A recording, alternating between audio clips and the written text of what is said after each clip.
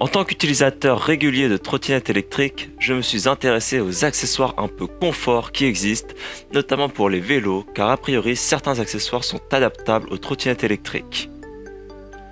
Parmi ces accessoires, j'ai trouvé sympa d'ajouter une enceinte Bluetooth portative pour mes déplacements quotidiens. J'ai donc opté pour l'enceinte Zilot, offrant à la fois une sortie audio et une lampe frontale pour une petite trentaine d'euros. Présentée comme enceinte pour vélo, je l'ai fixée sur ma trottinette. En effet, la fixation, qui s'installe notamment sur le guidon du vélo, est réglable et convient également sur la potence d'une trottinette.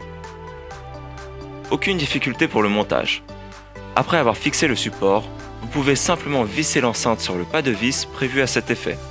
Il suffit d'orienter la lampe vers l'avant et le son vers l'arrière. L'enceinte permet 3 fonctions.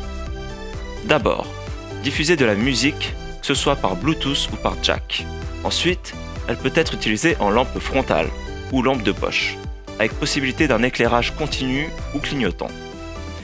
Et enfin, elle peut servir de batterie externe pour recharger un téléphone par exemple. Sur le papier, ces fonctionnalités sont toutes intéressantes et rendent cette enceinte particulièrement polyvalente. Maintenant, suite à mon utilisation, voici ce que j'ai noté de bien et de moins bien. Tout d'abord, les points positifs. L'enceinte fonctionne sur batterie et vous n'aurez pas besoin de piles.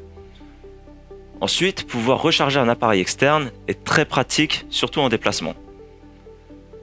L'enceinte se retire facilement. Si l'on doit garer sa trottinette ou son vélo, c'est plutôt utile. L'éclairage fourni est plutôt puissant. Et surtout, le prix est aligné avec les enceintes portatives classiques qui pourtant ne disposent pas de fixation spécifique au vélo ou aux trottinettes électriques. Maintenant, les points négatifs.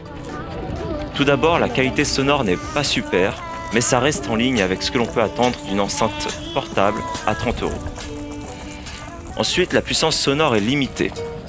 Si vous êtes à l'arrêt ou à faible vitesse, ça va, vous entendrez le son, mais en roulant de plus en plus vite, le son de l'enceinte va être couvert par tous les autres bruits extérieurs, comme les voitures, le tremblement du vélo ou de la trottinette sur un sol plutôt irrégulier par exemple.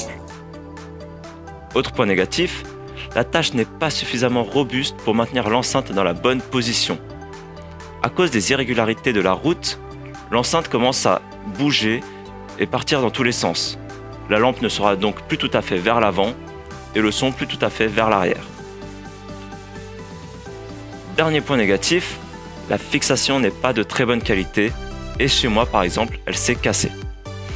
Voilà pourquoi globalement je ne conseille pas cette enceinte pour un vélo ou une trottinette électrique.